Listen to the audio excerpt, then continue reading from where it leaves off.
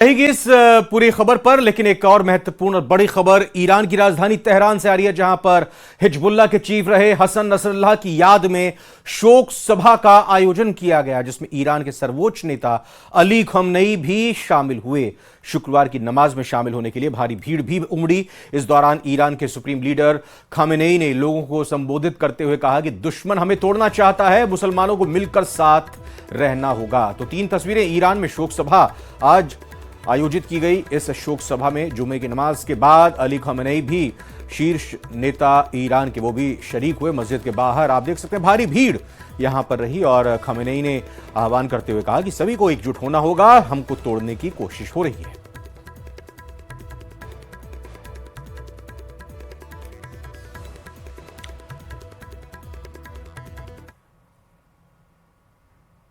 Israel और Iran के बीच छिड़ी जंग ने विशेषज्ञों को भी दहशत में ला दिया है। आशंका जताई जा रही है कि ईरान जंग के इस मोर्चे के बीच अपने परमाणु कार्यक्रम को तेज कर सकता है, जिस वजह से पश्चिमी एशिया में हालात और ज्यादा तनावपूर्ण हो सकते हैं।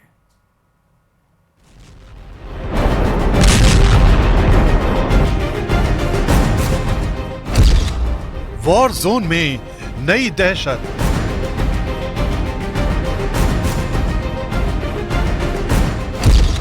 ईरान के न्यूक्लियर प्रोग्राम से डरे एक्सपर्ट।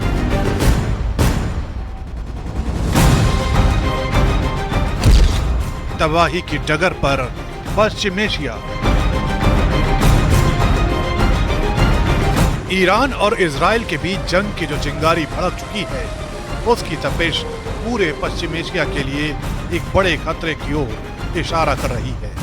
ये बड़ा खतरा सिर्फ जंग के विस्तार का नहीं है, बल्कि ये खतरा सभ्यताओं की तबाही का है, क्योंकि विशेषज्ञों को इस बात का डर सता रहा है कि अगर ईरान इस दौरान परमाणु हथियार बनाने में सफल हो जाता है तो पश्चिम एशिया में न्यूक्लियर प्रोग्राम की होड़ रफ्तार पकड़ सकती है, और अगर ऐसा हुआ तो इजराइल की सुरक्षा पर न्यूक्लियर वेपन के इस्तेमाल का खतरा बढ़ जाएगा। विशेषज्ञों को यह डर ऐसे वक्त में और ज्यादा सता रहा है, क्योंकि इजराइल की सेना हिजबुल्लाह के एक एक नेता का चुन चुन कर खात्मा कर रही है।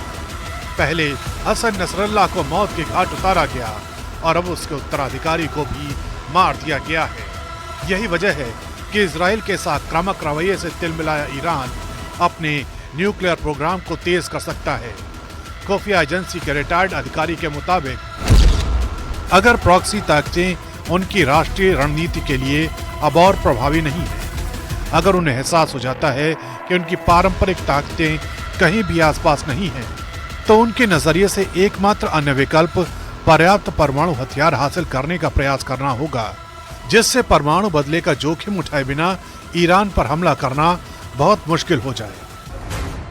हालांकि ईरान लगातार यही दावा कर रहा है कि उसका न्यूक्लियर प्रोग्राम उसके नागरिकों के इस्तेमाल के लिए है, लेकिन अगर इजराइल ने हमला किया तो हालात बदल सकते हैं। इतना ही नहीं, दावा तो ये भी किया जा रहा है कि ईरान ने जिन जगहों पर न्यूक्लियर प्रोग्राम की तैयारी कर रखी है, उन्हें बंकर बस्टर बम से भी नष्ट करना मुश्किल है, क्योंकि ये जगहें अंडरग्राउंड हैं और पहाड़ी इलाकों पर मौजूद हैं। एक आशंका ये भी जताई जा रही है कि अगर इजराइल इन ठिकानों पर हमले की कोशिश करता है तो या तो ईरान अपने परमाणु कार्यक्रमों को गहराई में छिपा सकता है, या फिर परमाणु अप्रसार संधि से बाहर हो सकता है। इसके अलावा ईरान खुद को परमाणु शक्ति भी घोषित कर सकता है, और अगर ऐसा हुआ तो तुर्की, सऊदी अरब और दूसरे खाड़ी देश भी इस दौड़ में शामिल हो सकते हैं, और ये हालात इजराइल के लिए बहुत बड़े खतरे की तरह साबित हो सकते हैं।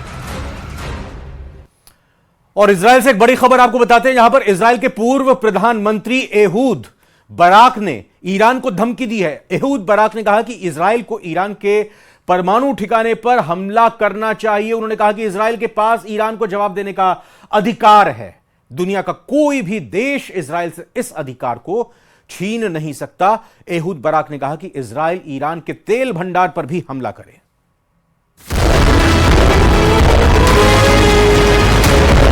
ईरान के खिलाफ जंगी बिसात बीत चुकी है। अब की बार ईरान में मचेगा हाहाकार।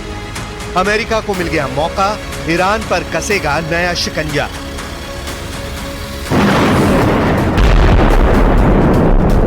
तेहरान को जलाने का इंतजाम पूरा हो चुका है। बाइडेन ने ईरान को पाषाण युग में पहुंचाने की कसम खा ली है। अमेरिका ने इजराइल के हथियारों के गोदाम ठसाठस भर दिए हैं। तो क्या इस बार जंग में अमेरिका इजराइल के पीछे नहीं बल्कि साथ में खड़ा होगा, साथ में युद्ध लड़ेगा और इजराइल के साथ में मिलकर ईरान पर सबसे बड़ा हमला करेगा?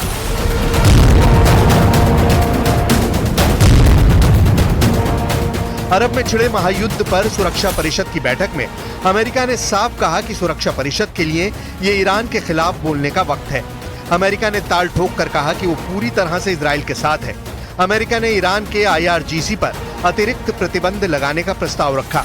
अमेरिका ने ईरान को मौजूदा हालात के लिए जवाबदेह ठहराने का प्रस्ताव रखा।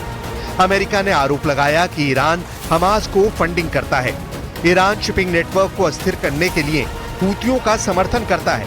अमेरिका ने ईरानी सेना IRGC पर हिजबुल्लाह को मदद का आरोप लगाया और कहा कि IRGC ने परिषद के प्रस्ताव का उल्लंघन किया है। सुरक्षा परिषद की बैठक में अमेरिका ने ईरान को साफ तौर पर चेता दिया कि हालात से खिलवाड़ मत करो। Last thing they need is to profit off of this. It's time for them to sit at the table and get this strike done. Because remember, we negotiated a similar strike on the West Coast before, and they worked it out. It's time. They won't even talk, so let's get that done. Iran ने Israel के खिलाफ जो जंग छेड़ी है उसका नतीजा क्या होगा? ईरान के सुप्रीम लीडर खामेनेई को भी है और नेतन्याहू को भी है। ईरान जानता है कि उसके पास इजराइल की मिसाइलों को रोकने की ताकत नहीं है।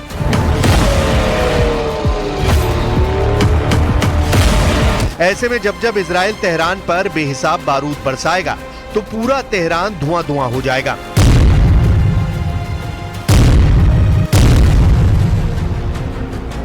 दो दिन पहले ईरान ने इजराइल पर 200 बैलिस्टिक मिसाइलें एक साथ दाग दी थीं। खामेनेई ने सोचा था कि उनकी 200 मिसाइलें तेल अवीव में तबाही मचा देंगी। तेल अवीव कब्रिस्तान बन जाएगा, लेकिन 200 मिसाइलों के हमले में मरा सिर्फ एक आदमी, और वो भी इजरायली नहीं बल्कि फिलिस्तीनी। अब ईरान दहशत में है। इजराइल के जवाबी हमले के खौफ में खामेनेई की रातों की नींद गायब है। लेकिन हमलों का फौरन मुंहतोड़ जवाब देने वाला इजराइल 2 दिन बाद भी चुप है। हालांकि नेतन्याहू ने इशारा कर दिया है कि ईरान ने जो जंग छेड़ी है वो इजराइल खत्म करेगा, वो भी तेहरान में तबाही का तूफान मचाकर।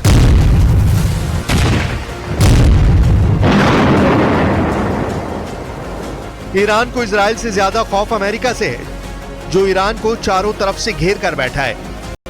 इसीलिए खामेनेई बौखलाए हुए हैं और अमेरिका को अरब की धरती से हटने के लिए उस पर हालात खराब करने के आरोप लगाने शुरू कर दिए हैं। شرشون رو از این منطقه کم بکنن بدون شک این درگیری ها، این جنگ ها، این برخورد ها به کلی از بین خواهد رفت و کشورهای منطقه میتونن خودشون رو اداره کنن، منطقهشون رو اداره کنن. हालांकि अमेरिका पर ईरान की बातों का कोई असर नहीं हुआ। अमेरिका ने इजराइल के साथ मिलकर कमर तोड़ पलटवार का इशारा कर दिया है। अमेरिकी प्रेसिडेंट जो बाइडेन ने व्हाइट हाउस के रूजवेल्ट रूम में हाई लेवल मीटिंग बुलाकर इजराइल को फुल सपोर्ट का ऐलान कर दिया है। बाइडेन ने इजराइल पर हुए हमले की कीमत तेहरान से वसूलने की धमकी देने के साथ खाड़ी के सभी यूएस बेस पर हाई अलर्ट कर दिया है। माना जा रहा है कि इजराइल के साथ मिलकर अमेरिका खाड़ी में नए वॉर प्लान पर जल्द एक्शन ले सकता है। The word fog of war was invented for a situation like this. This is a fluid situation.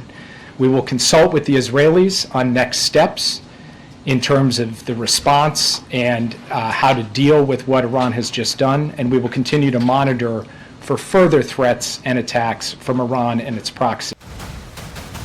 Iran के साथ युद्ध का दम भरने वाला ताकतवर तुर्की भी अमेरिका के वॉर जोन में आने से दहल गया है। तुर्की के प्रेसिडेंट अर्दोआन को डर सता रहा है कि ईरान के बाद उनका ही नंबर है। तुर्की की मीडिया की रिपोर्ट के मुताबिक अर्दोआन ने अंकारा में अपने भाषण में ये डर बयां किया। अर्दोआन ने नेतन्याहू को डायरेक्ट धमकी देकर तुर्की को टारगेट बनाने से पहले 100 बार सोचने के लिए कहा है। İsrail'i durdurmalıdır.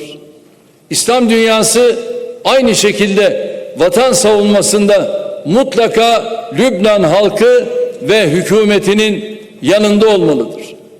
Biz Türkiye ve Türk milleti olarak bu zor günlerinde संयुक्त राष्ट्र के मंच से नेतन्याहू ने ईरान को पहले ही चेतावनी दी थी कि इजराइल पर हमला करना ईरान की सबसे बड़ी भूल होगी। बावजूद इसके ईरान ने इजराइल को दहलाने की कोशिश की, लेकिन अब हमले की बारी इजराइल की है और झेलने की बारी ईरान की।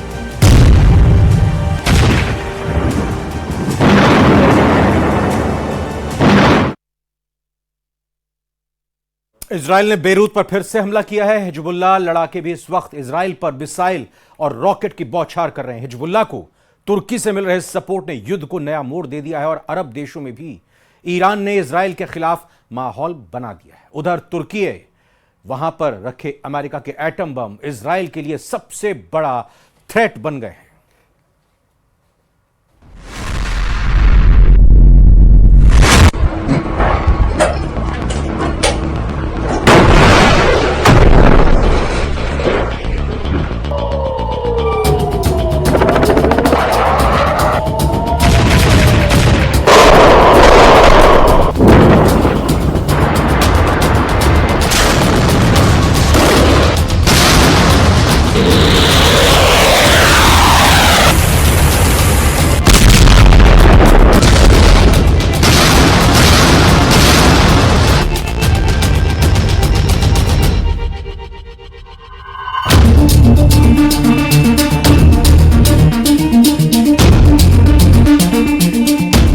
इजराइल ने टारगेट सेट किए, ईरान के न्यूक्लियर अड्डे, ईरान के तेल के कुएं, खामनेई का सीक्रेट बंकर। लोकेशन तय हो चुकी है, लेकिन हमले का वक्त अभी तय नहीं।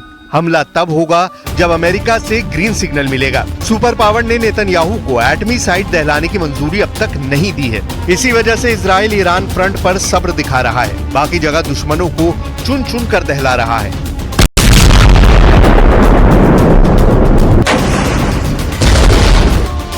इजराइल ने ईरान के मिसाइल हमले का बदला फिर से बेरूत को दहला कर लिया है।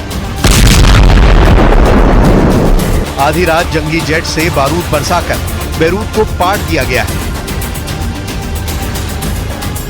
On the borders, members of Hezbollah kill Israeli soldiers. But Israel comes and kills people here.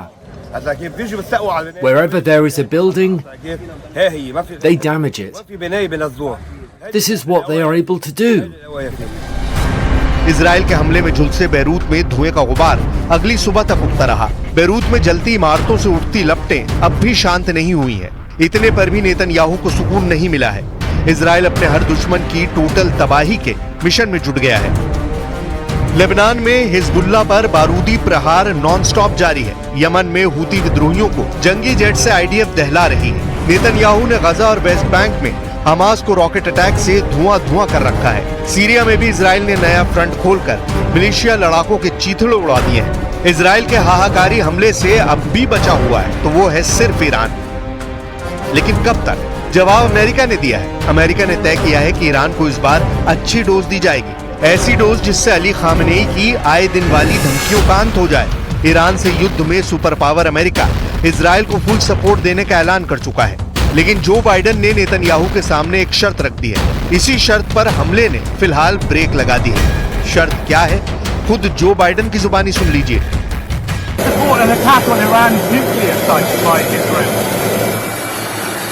The answer is no, and I think there's things we'll be discussing with the Israelis what they're going to do, but all 7 of us agree that they have a right to respond, but they should respond in proportion.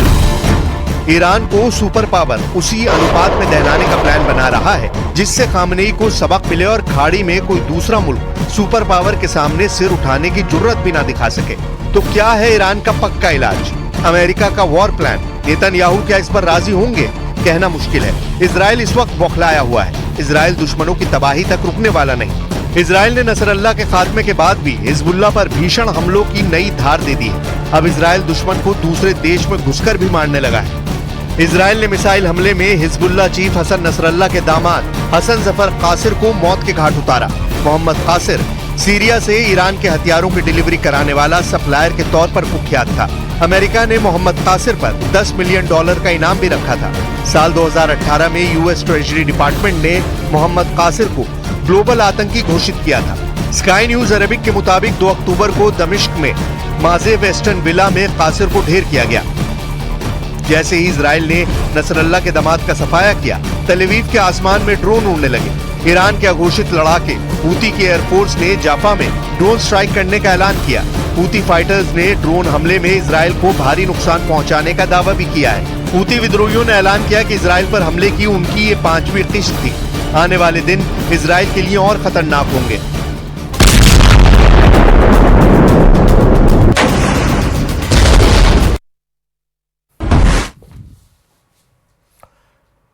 देश की बात करेंगे जहां hi tech अपराध अब जान ले रहा है। डिजिटल अरेस्ट के मामले तो कई आए, लेकिन इनमें लोगों ने अपने जीवन भर की पूंजी को गंवा दिया। लेकिन आगरा में डिजिटल अरेस्ट का शिकार हुई एक महिला टीचर की जान चली गई। पुलिस की वर्दी में बदमाशों ने टीचर को धमकी दी थी कि उसकी बेटी उनके कब्जे में है। और यह रिपोर्ट देखिए और जरा सोचिए इस जानलेवा फ्रॉड के बारे में।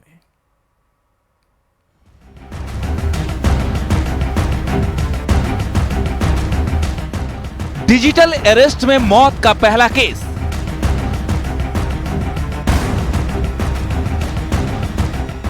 सेक्स रैकेट में बेटी के पकड़े जाने की धमकी।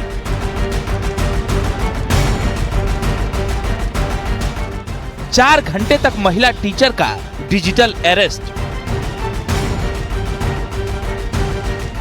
ऑनलाइन ब्लैकमेलिंग और सनसनीखेज मौत। ये तस्वीरें आपको विचलित कर सकती हैं। सीसीटीवी कैमरे की तस्वीरें बता रही हैं कि कैसे एक परिवार में लोग बदहवास होकर इधर से उधर भाग रहे हैं। घर की महिला की जान बचाने के लिए जद्दोजहद कर रहे हैं। उम्मीद है कि मालती वर्मा की जान बच जाए, लेकिन ऐसा नहीं हुआ। पेशे से शिक्षक मालती वर्मा ने अस्पताल ले जाते समय दम तोड़ दिया। अब इस घटना की असल वजह और कहानी सुनेंगे तो आपके पैरों तले जमीन खिसक जाएगी। ऑनलाइन दुनिया में लुटेरे अब हत्या पर भी आमादा हो गए। हत्या हम इसलिए कह रहे हैं क्योंकि आगरा में गुरुवार को बदमाशों ने महिला टीचर मालती वर्मा को 4 घंटे तक डिजिटल अरेस्ट करके रखा और उनकी जान चली गई। पुलिस की तस्वीर लगाए आरोपियों ने मालती को कॉल किया और धमकी दी कि उनकी बेटी को सेक्स रैकेट में पकड़ा गया है। डिमांड पूरी नहीं हुई तो लड़की को जेल भेज देंगे और वीडियो को वायरल कर देंगे। धमकी से परेशान मालती वर्मा बदमाशों के झांसे में आ गई। 4 घंटे तक बंधक बनी रही। तबीयत बिगड़ी तो अस्पताल ले जाया गया, लेकिन तब तक बहुत देर हो चुकी थी। मालती वर्मा की सांसें थम गई। मम्मी ने तुरंत मुझे क्या कहते हैं फ़ोन किया। फ़ोन करने के बाद तो मैंने मम्मी से बोला कि मम्मी आप मुझे नंबर दो। मम्मी ने मुझे नंबर दिया। नंबर जैसे ही मैंने देखा वो +92 से था। मैंने मम्मी को फ़ोन करके बोला कि ये जो नंबर है ये फ्रॉड नंबर है, आप मम्मी वो मत करो। लेकिन एंजाइटी के कारण अगर किसी की बेटी के साथ अगर ऐसा कोई फ़ोन आया हो या कुछ भी हो तो उस माँ पे क्या बीतेगी, तो उनकी हालत वहाँ से ख़राब होना चालू हो गई। और मैंने उन्हें समझाया, फ़ोन किया कि मम्मी ऐसी कोई टेंशन नहीं है। मैंने फ़ोन पे बहन से भी बात करी, बहन भी अपने कॉलेज में थी, कोई ऐसी दिक्कत नहीं थी।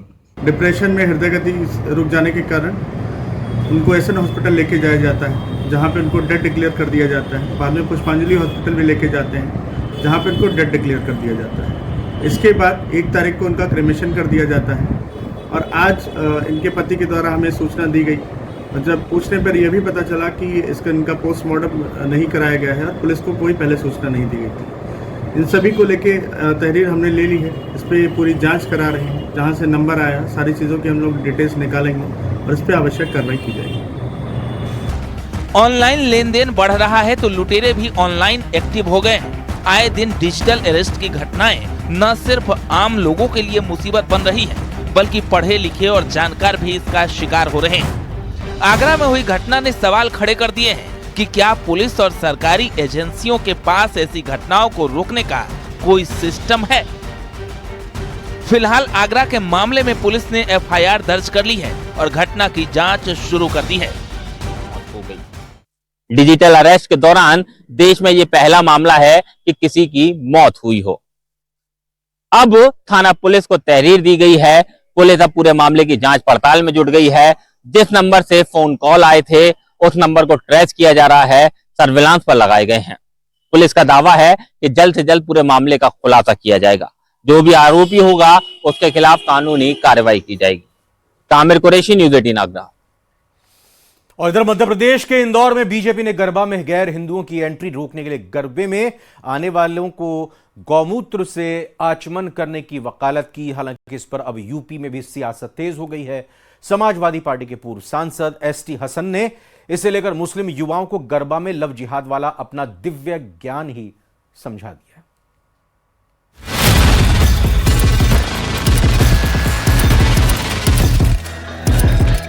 हिंदू लड़कियों को अपनी बहनों की तरह समझे। नवरात्रि के मौके पर गरबा जैसे धार्मिक आयोजनों में मुस्लिम युवाओं की एंट्री को लेकर सियासत इस वक्त आ रही है जयपुर से। जयपुर की बड़ी खबर आपको बता रहे हैं। जयपुर समेत कई एयरपोर्ट्स को बम से उड़ाने की धमकी दी गई है। अजीत कुमार नाम के एक व्यक्ति ने ईमेल किया है। अब अजीत कुमार असली नाम है, नकली नाम है, ये तो जांच का विषय है, लेकिन अजीत कुमार नाम से एक व्यक्ति के नाम से ईमेल आया है। हालांकि मेल में चेन्नई एयरपोर्ट का नाम लिखा है, लेकिन मेल में सभी एयरपोर्ट्स को भी ये किया गया है, यानी ये सभी एयरपोर्ट्स को मेल किया गया है। नाम लिखा है कि चेन्नई का एयरपोर्ट उड़ाएंगे। मेल में लिखा है boom boom bang bang. CISF समेत एजेंसियां कर रही हैं फिलहाल इस पूरी ईमेल की जांच और चौकन्नी हो गए हैं, चौकस हो गई हैं पूरी की पूरी सुरक्षा एजेंसियां, क्योंकि इस तरह से पहले भी ईमेल्स आ चुके हैं, धमकी भरे खत आ चुके हैं। अब इसको किस तरीके से सुरक्षा एजेंसियां जांच रही हैं, फिलहाल अभी जानकारी जुटाकर आप तक पहुंचाएंगे। लेकिन बड़ी खबर तो यही निकल कर आ रही है इस मामले में कि ये सीआईएसएफ समेत एजेंसी जांच करे। हितेंद्र शर्मा हमारे संवाददाता और ज्यादा जानकारी के साथ जुड़ चुके हैं। बताइए क्या कुछ इस मेल में कंटेंट लिखा है हितेंद्र? जी रविंद्र, मैं बताना चाहूंगा कि जयपुर एयरपोर्ट को स्पेसिफिक तौर पे थ्रेट नहीं मिली है, लेकिन एक थ्रेट का जो है एक ईमेल जो है सर्कुलेट किया गया है जिसमें चेन्नई का नाम स्पेसिफिकली लिखा गया है, चेन्नई एयरपोर्ट का, और जयपुर एयरपोर्ट का नाम हालांकि उसमें नहीं है, लेकिन सभी एजेंसियों को, सभी जो सीआईएसएफ या जो दूसरी एजेंसियां, उनको ये मेल गया है। तो ये एक बड़ा थ्रेट माना जा रहा है और सभी लगभग सभी देश के जो है प्रमुख एयरपोर्ट्स हैं उनको ये थ्रेट गया है। तो इसकी जांच जो है एजेंसियां कर रही हैं। जयपुर एयरपोर्ट किस तरह से मुस्तैद अभी हुआ है इस मेल को गंभीर मानते हुए? जी, मेरी जो है एयरपोर्ट पर कुछ एजेंसी के कुछ लोगों से बात हुई है। उन्होंने बताया कि एयरपोर्ट पे तो सुरक्षा व्यवस्था वैसे ही जो है हमेशा की तरह चाक चौबंद है और वो हमेशा रहेगी। और इसके अलावा जो है जो इस तरह के थ्रेट्स जो मिलते हैं उनकी जांच भी स्पेशल तरीके से जो है की जाती है। और दूसरी एजेंसियां, जो अन्य एजेंसियां हैं जो इसके बारे में जो साइबर थ्रेट और इन पर नजर रखती हैं, उनसे भी जानकारी साझा की जाती है। तो उनके जरिए भी ये पता लगाया जाता है कि ये बिल्कुल। हितेंद्र, बहुत बहुत धन्यवाद इस खबर को ब्रेक करने के साथ विस्तार से जानकारी देने के लिए। अपडेट आपसे लेंगे, फिलहाल शुक्रिया। 3 का तड़का बुलेटिन में फिलहाल अभी इतना ही। आप बने रहिए प्रदेश के number 1 news channel news 18 Rajasthan के साथ।